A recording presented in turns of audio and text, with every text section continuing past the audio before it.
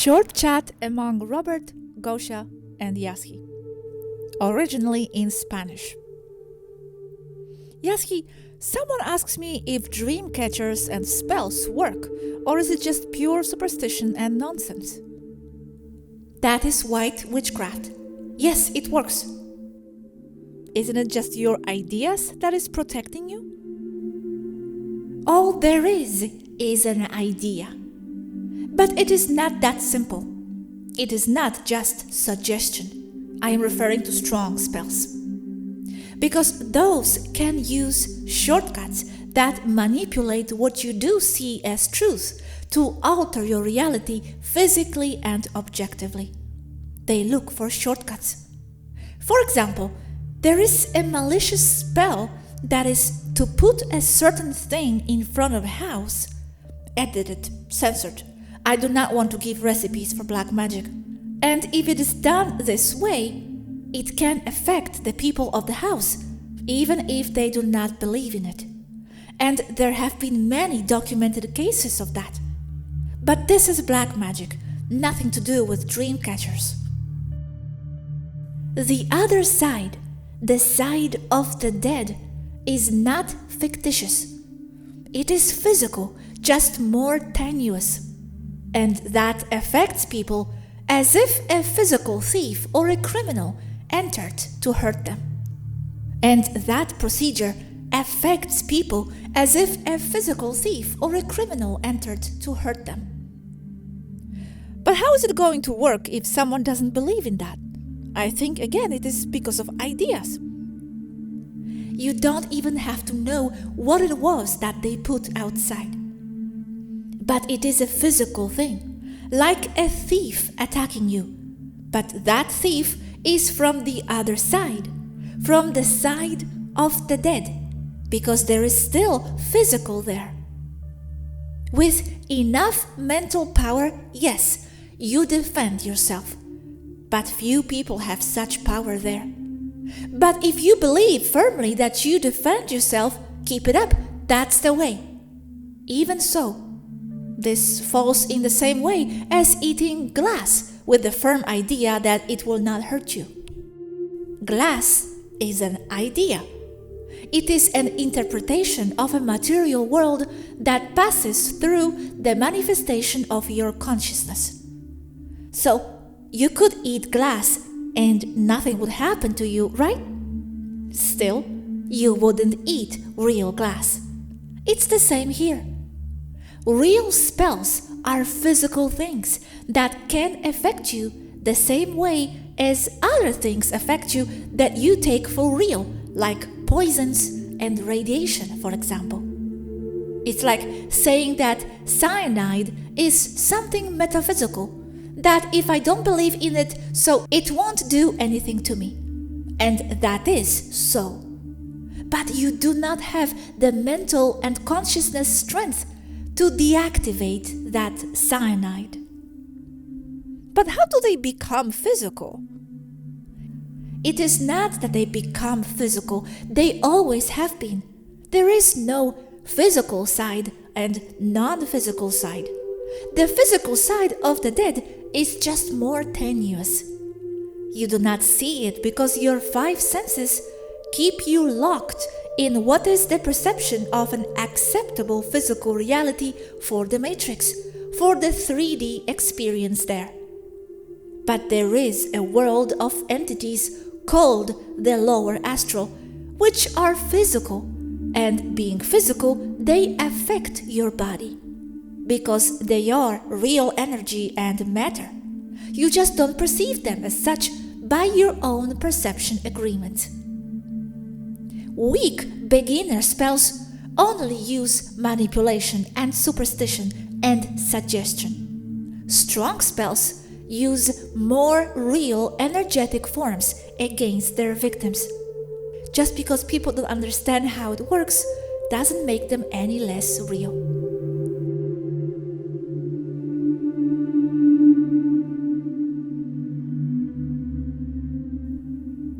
Matias and Gosha's chat with Yazhi, originally in English. So today, let's talk about how to defend yourself against dark forces, etc.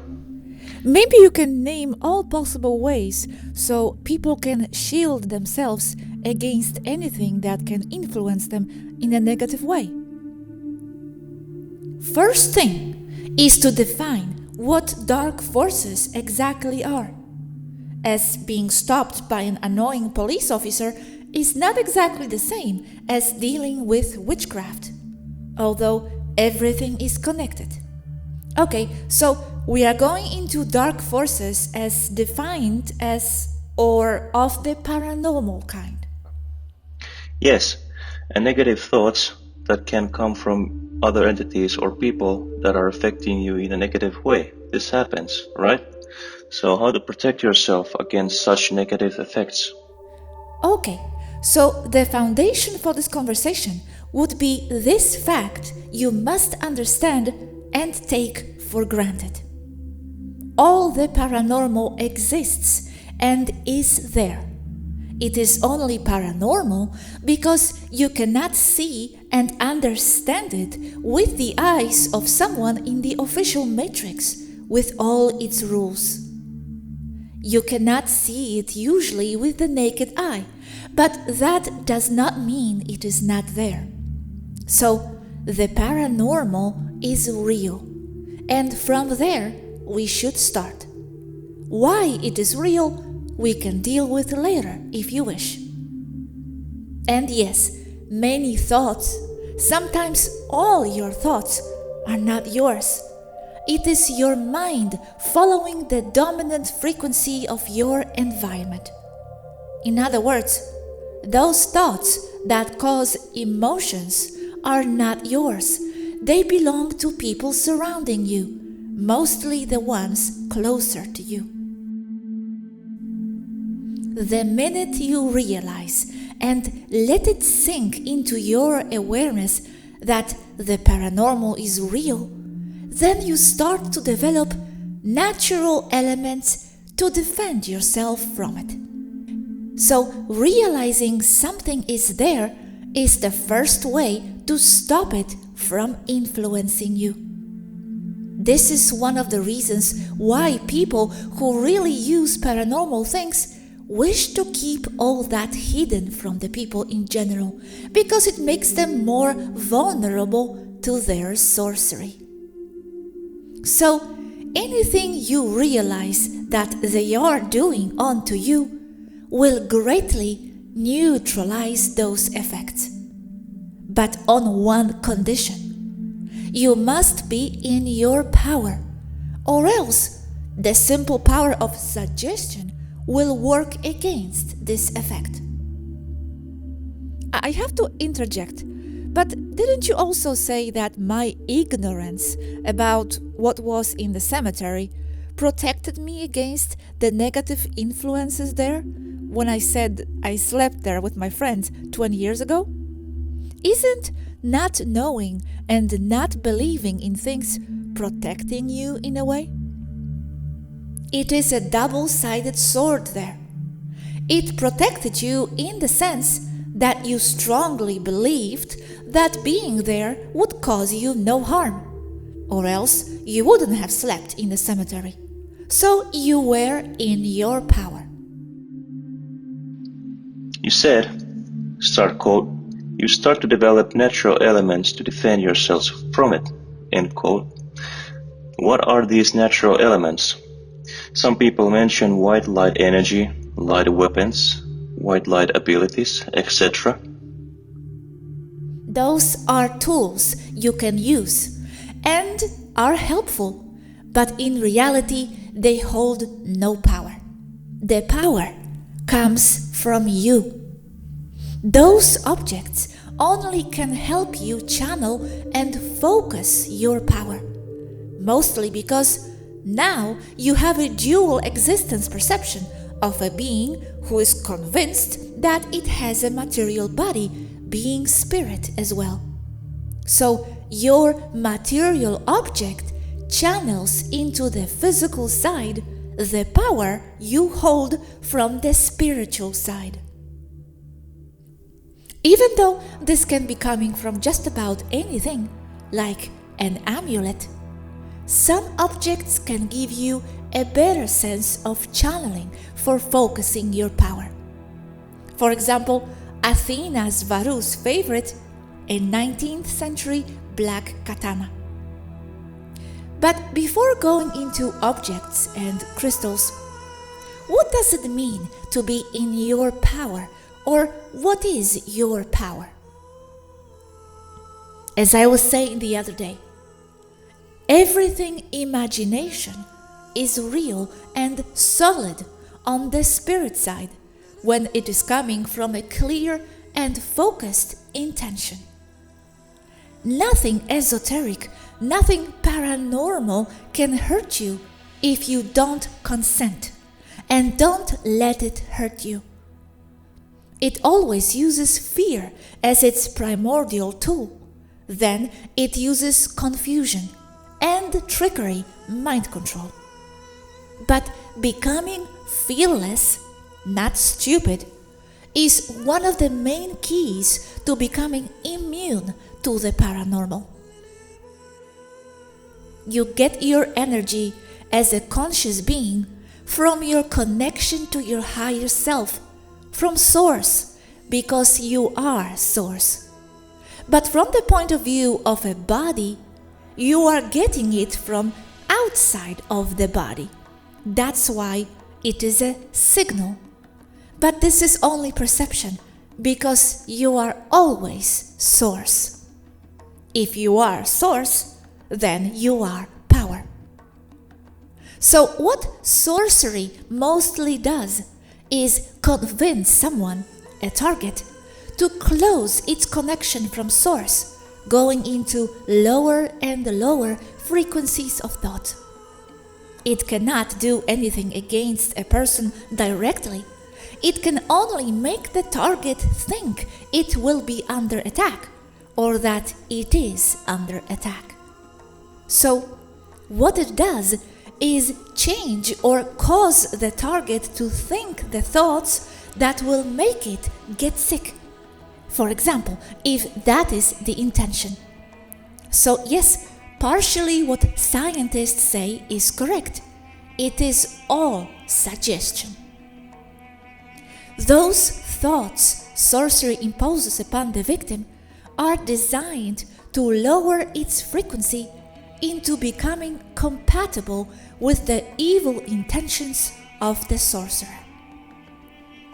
Another extremely important point I must insist in is that imagination, as in focused intention, is the key to power against sorcery and against the paranormal.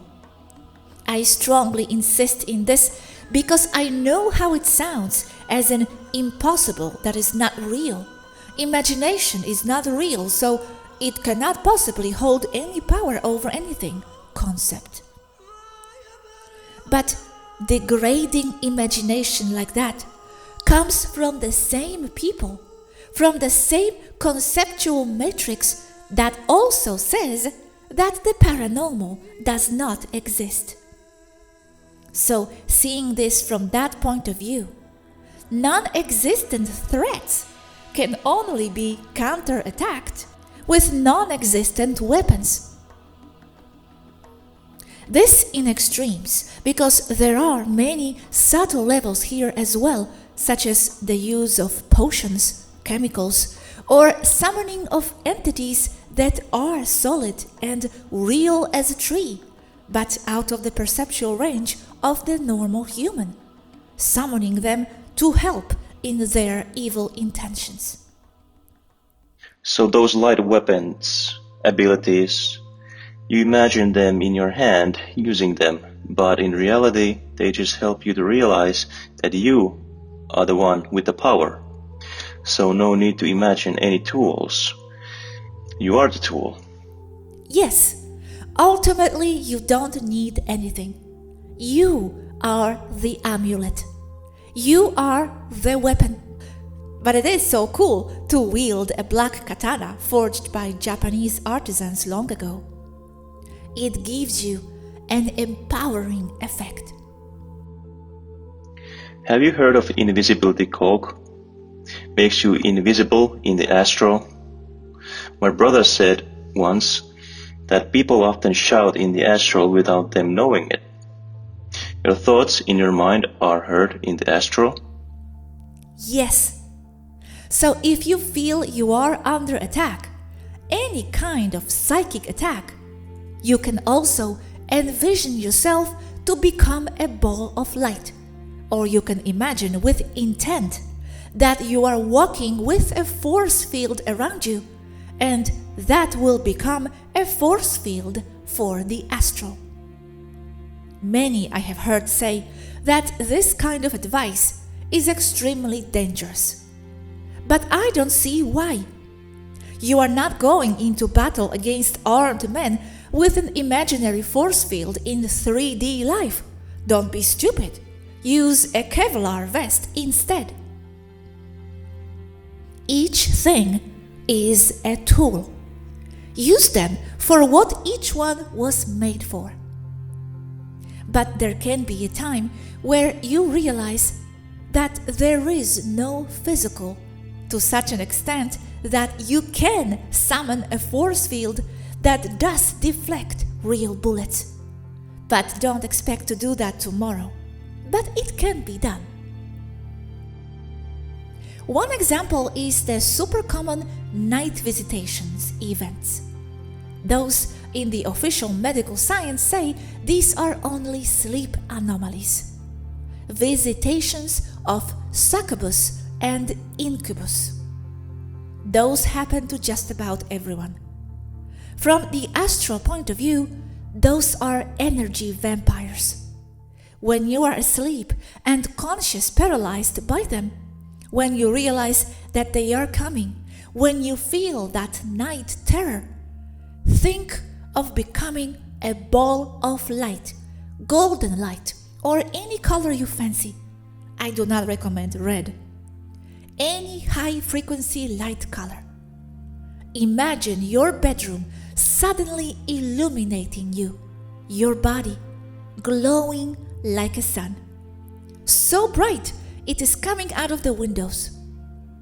The succubus and incubus will run away from you, as if you had brought out your 7.62 minigun. The moment you face them, they cannot do anything to you. It is the idea that you are helpless what makes you helpless. Every single time and everywhere, especially in the astral. Even in the woods at night, when you feel observed, know that elementals may be following you because you feel something. Do not discredit how and what you feel. Trust your intuition. Talk to them. Tell them you know they are there and that you do not mean to disturb them. I see. You said, start quote, but becoming fearless, not stupid, is one of the main keys to becoming immune to the paranormal, end quote. What about when people talk about love? Also, Law of One talks about love. How love will repel the negative entities. For example, you have a nightmare where dark entities run to catch you. You only need to stop running and face them with love and they will go away. Yes, because the love is another tool.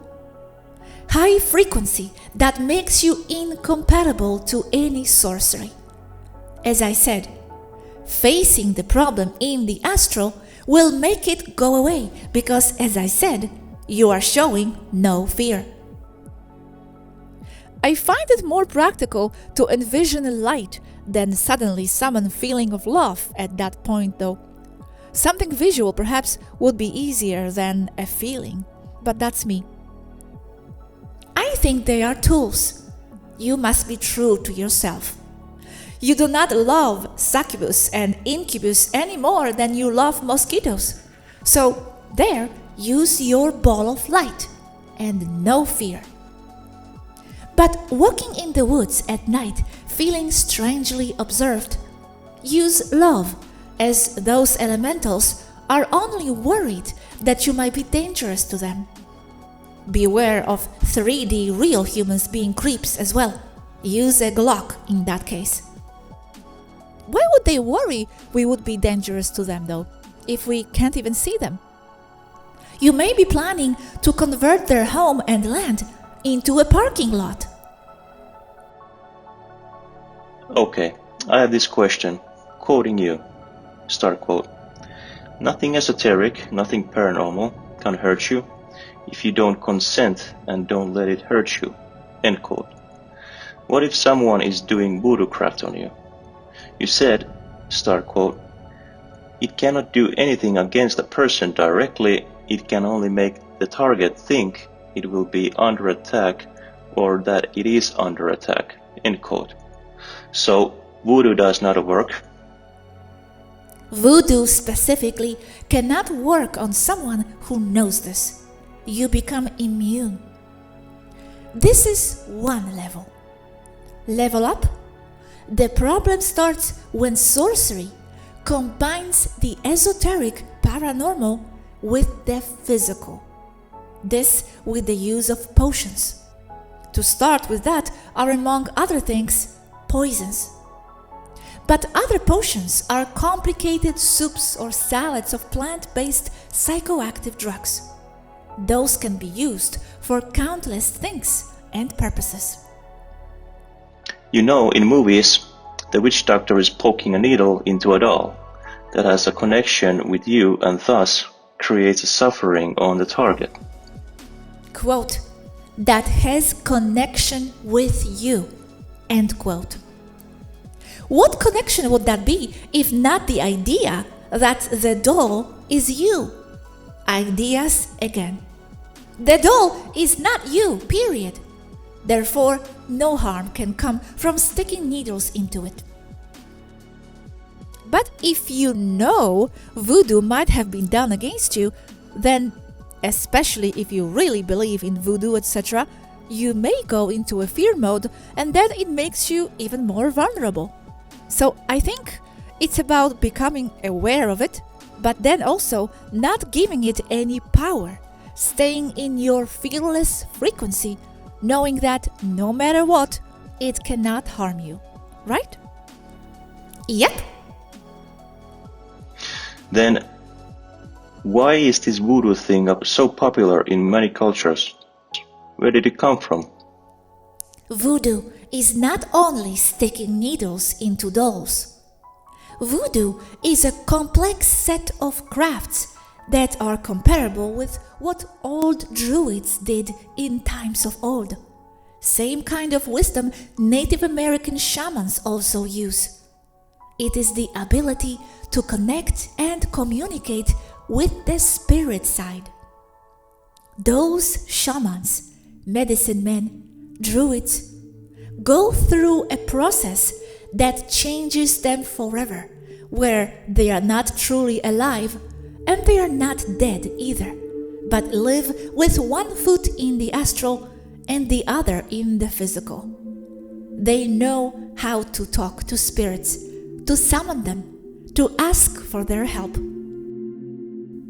And as in reality everything is astral, then those can interact and harm or protect someone in the so-called physical. The potions are an important piece here because they can access the spirit world using drugs to talk to things on the other side. And many are quite physical, like trolls and elves.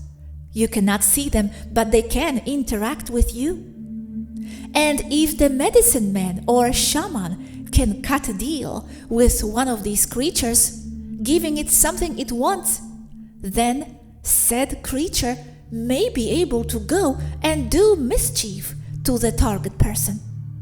So this is a case of something that is not entirely astral or paranormal, but half and half, because as I have said before, there are no clear boundaries between the physical and the astral. So it's enough that you are aware of these things, elementals, astral beings, voodoo. Keep high frequency, be fearless, imagine that white light around you and know that you have the power over them, and they cannot hurt you. If you can hold that mentality, it is more than enough. You become incompatible with their intent and with them. You become irritatingly untouchable. What is the protection against those you said that can be summoned? Can those spirits harm us then when it is done? The protection methods are the same as above? What if we don't know it's been done? Since you said being aware of it being done helps. Your intent and your power is enough. But it is a question of power against power, because even in these circumstances, those evil spirits or doers will bring more power against you to look for your breaking point, if it is their intention to get to you. Generally speaking, they simply go look for an easier victim. And you live in a frequency soup. Most of the time, you cannot know. You can only assume you may be a victim of something paranormal or of witchcraft. What will be our breaking point? What makes us vulnerable? Lower emotions, stress, anger, etc.? Drinking? Yes, for example, looking for what triggers you emotionally. This is a very important point. Because if the evil entities cannot get to you, they may go bother your boss. So it goes against you for whatever reason and makes you go into a negativity spiral that ends up making you compatible in frequency with the intentions of those entities. This is what I mean about them using trickery. They may systematically go looking for your emotional triggers in order to push your buttons, lowering your frequency enough to finally get to you. Because, for example, you may be in such a bad mood because of your stupid boss that you go to bed angry and exhausted. And in that state, you cannot go into a loving state and you won't give a damn about imagining balls of light. And they got you. Thus, whatever happens, don't go into that low spiral, spinning around and make it a positive thing. Positive affirmation. If you can, few can. It is also wise to recognize that we cannot always be in a good, positive mood. But this must become part of your reality. So even in a bad mood, you can still summon the ball of light and face the suckers fearlessly, and they will run away. So the suckers will see that it's not good for them to get you angry. Matias says he's never in a positive mood, always in a neutral one. Will that work as a protection? Ever stop to think that neutral there may in reality be positive? No use going around singing in the rain, going around and around lampposts and kissing mailboxes. The problem may be when you fall into depression, then you no longer give a damn. And there is where they get you mostly, in that state. Sorry for my language. Yes, that's why when I get into the depressed state of modes for too long, I feel I need to get myself out of it fast. I don't allow myself to be there too long. Although you also say we should feel what we feel. Yes, and when you are in that state, angry or sad state, don't even try to get out of it. May only make it worse. Let that angry or sad mode sink into you. Feel it. Let it destroy you. And then it will go away. So negative things can affect you if you let them. Know that you have the power, not letting them influence on you. Keep the high frequency, be fearless, and imagine that white light of protection over you at all times. Should we suit up each night and morning with protective shield around us? Should we suit up? No, another important point. You cannot protect yourself from anything without creating whatever you are protecting yourself from, especially with regards to esoteric or paranormal stuff. So be in your power. Feel yourself safe from all that in general, not expecting any attack. Confident that you can handle anything that anyone can throw at you. Again, be neutral. Feel yourself to be a battle tank. Not much to worry about. So, why those night attacks happen?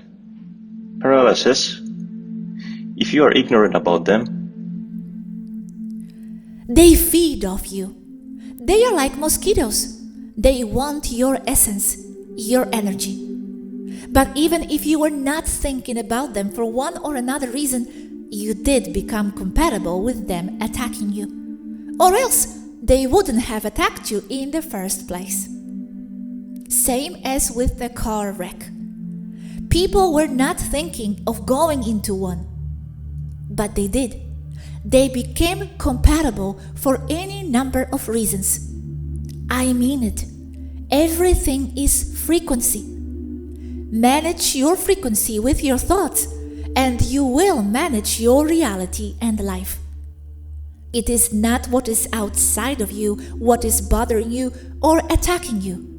It is what you are thinking about it. With everything. So if you hate mosquitoes, then you have a mosquito mentality of same frequency working inside of you, and you must get in touch with your inner mosquito. They bother you because of what it means for you. It's the meaning what causes the problem for you. They bother him because it itches later. No big inner drama other than that, I think. Okay, never mind, continue. I don't like them myself. Those beings feed off of lush, that is concentrated fear. Why? Because they are regressive beings that are creations or manifestations of a collective unconscious, or your personal unconscious. Those beings cannot hold their own existence without someone thinking of them. They are tulpas and egregors. They are manifestations of your fears. That's why they can only exist when you feed them the same substance as what created them in the first place.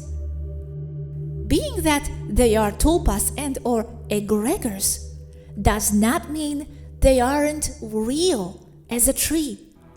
As I have explained somewhere before, everything that exists and ever existed is and was a tulpa, egregor. I must go, but we can continue tomorrow.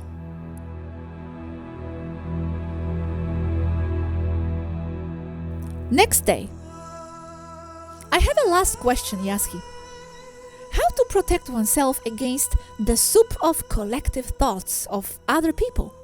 First, how to recognize they are not yours. And two, how to make it so they don't influence us.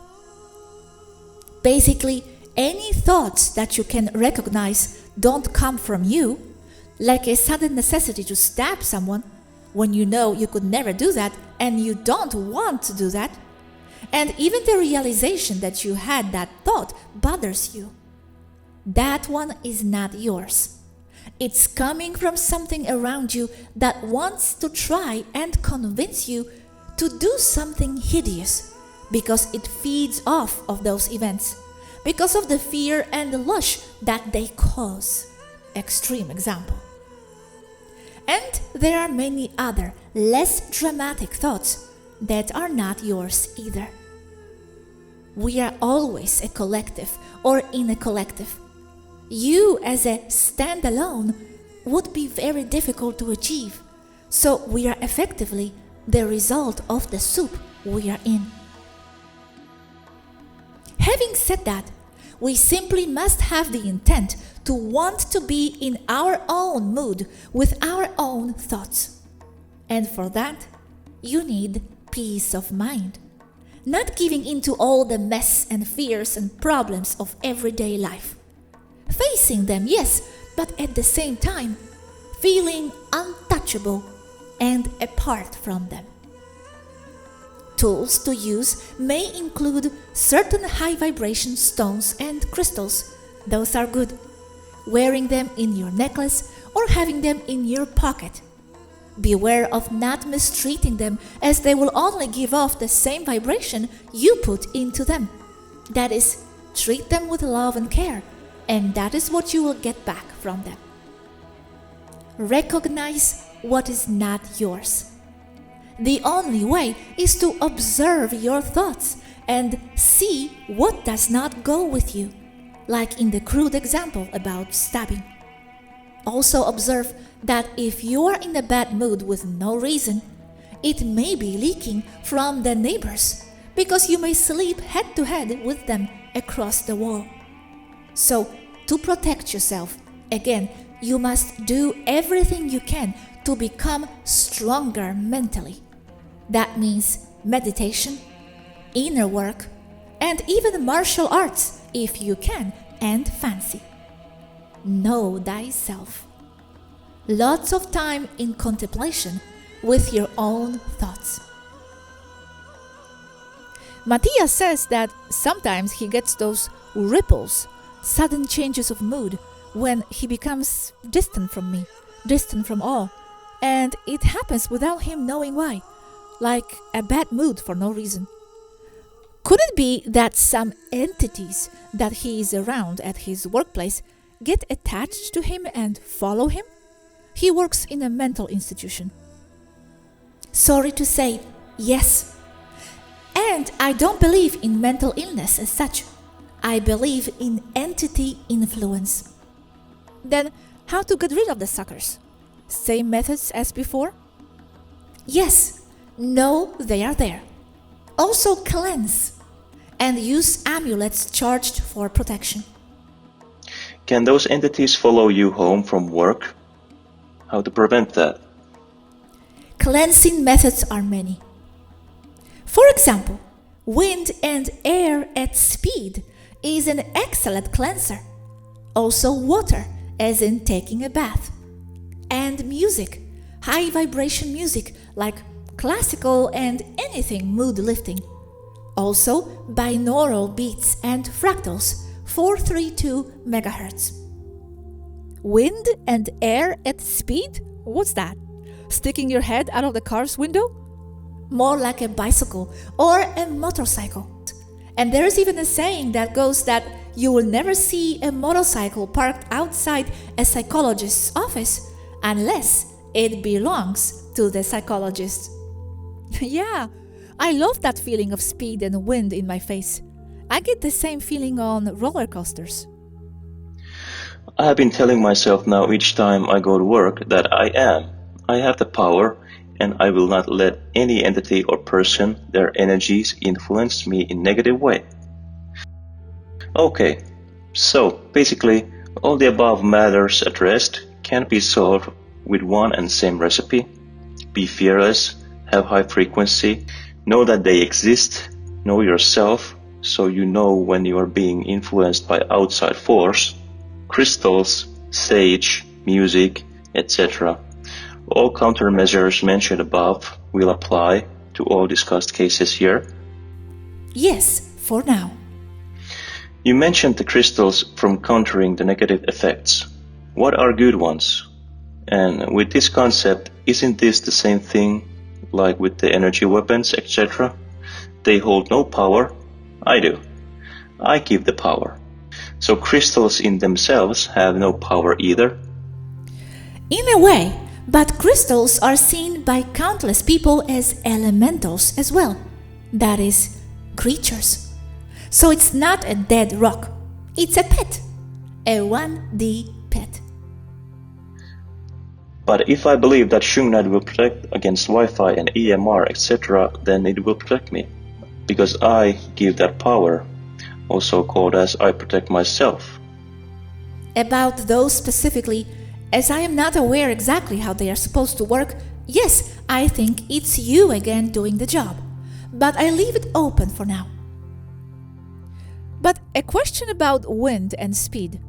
But why wouldn't they be able to follow you then? What are they afraid of? Speed?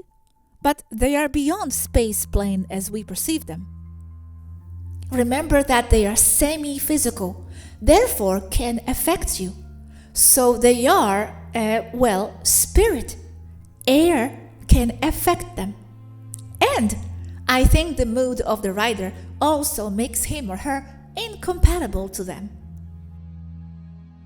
Okay, and talking about crystals, so in the end, wearing these crystals, etc., they do not do much. Your own intention will do the healing.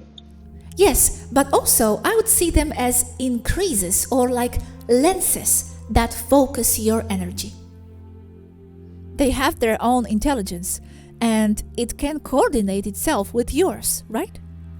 In the case of crystals, yes, they do have their own intelligence. Thanks, Yaz. Earlier you said, start quote, so the paranormal is real, and from there we should start. Why it is real, we can deal with later if you wish, end quote. Why, as a question, did we cover this? I think not. As mentioned before, all reality or realities are relative to something, or to some kind of frame of agreements of perception of what is real and what is not real. The human body is designed to keep the person in a set range of possible perceptions. That is, a set range of hearing and a set range of sight, as in white light. So, if you cannot see something and you cannot hear it, it does not mean it's not there. Radio waves, for example. So there is a lot to reality than what meets the eye or is socially accepted. But as in facts, the facts about the paranormal are heavily censored and hidden on Earth. But even with that much censorship, a lot leaks out. And out there is an enormous amount of evidence that cannot be explained away.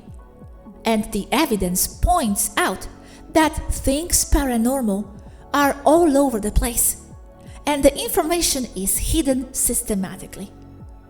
All you need to do is research a little seriously online, and you will be flooded with evidence of all kinds, even excluding photoshops that are false and all over the place. We were talking about things that are halfway between the physical and the astral. For example, those entities that can be blown away with a motorcycle, that are material enough to be forced away with rushing air. These rods, as they are called, cannot be seen by the naked eye, only with high-speed cameras with an infrared lens. They are not physical as such. They are in the range of the paranormal. They are nothing other than insects in the astral, halfway into the physical. Physical as humans understand the physical.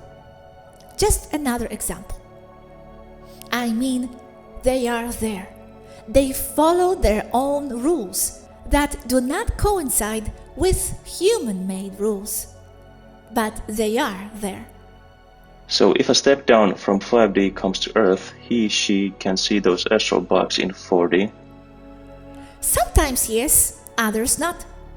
It's not exactly a scale where 5D is over 4D and 3D. But step downs do hold enough awareness and understanding to see things in a different way, so they can see things usually. This ties in with something I was talking about with Athena the other day, since she said she cannot see the elementals. She said it's not just a matter of you having higher frequency, so you automatically see them.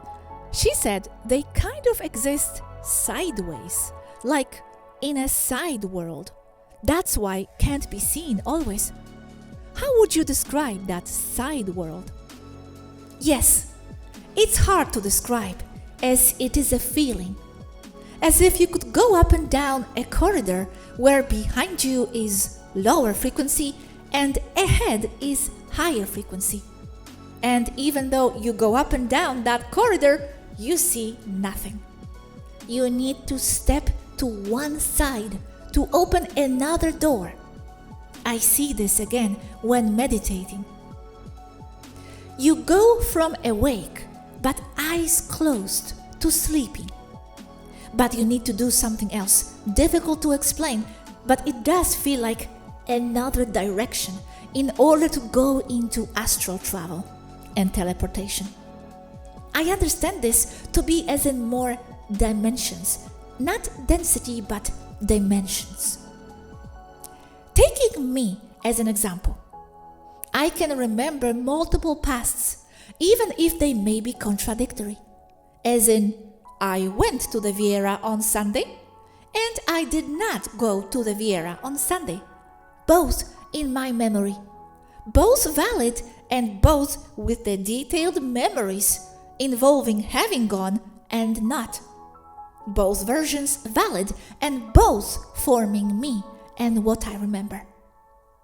And not only two, but many. This is like having memory events of the same time date, one stacked over the other. So it's the same here with the paranormal, as in the ghost is there and not. You decide it's not there because your upbringing said so, so it's not. Or you know it's there and you need no more proof that it's there other than the hair on the back of your neck sticking up, giving you inexplicable goosebumps. You decide. What you are told with logic, or what you feel with intuition. And the ship detects goblins outside, so that's a fact for me. Gravity displacement, meaning mass. But Athena cannot see them, unless the ship augments the image for her using gravity sensors, the same ones used to measure minute gravity changes to adjust the ship's anti-gravity engines. Basically, interferometers. Thank you, Yazhi. You need to go in 5 minutes, so I have the last question. You mentioned iron bracelets for protection before. Can you specify exactly what kind of iron I should look for? 316L or something else? There are some variations of iron out there, thanks. Although at this point it's hard enough to get an amulet made of iron, I would say that any iron would work, as long as it's concentrated and not in a cheap alloy. I can add that the two best iron types are graphite iron, gray iron. Said with another kind of description, hematite Fe2O3, magnetite Fe2O4. Being B, magnetite, the one with the highest amount of iron ore in a pure state at 72.4%, and A, second at 70%. Another amulet that is good is to get a magnetite rock and have it with you. They are sold at esoteric stores by the quartz crystals. And you could also try, if you can or allowed to, treat patients with this in their proximity, especially those with schizophrenia and any clear signs of anything that hints towards entity possession. Another procedure is to place iron shillings or iron pieces, any iron, a horseshoe would do, but magnetite rock is the very best, at the four corners of your house, or at least at the four corners of your room, sleeping quarters. It stabilizes DNA because it holds the original frequency imposed on it, so it conserves memory. This because of its specific magnetic fields it produces and holds. Empower yourself to be your higher self. No need to feel it's somewhere else, because it's just you again. Feel powerful at work or wherever you go. You can walk through hell and not get stained.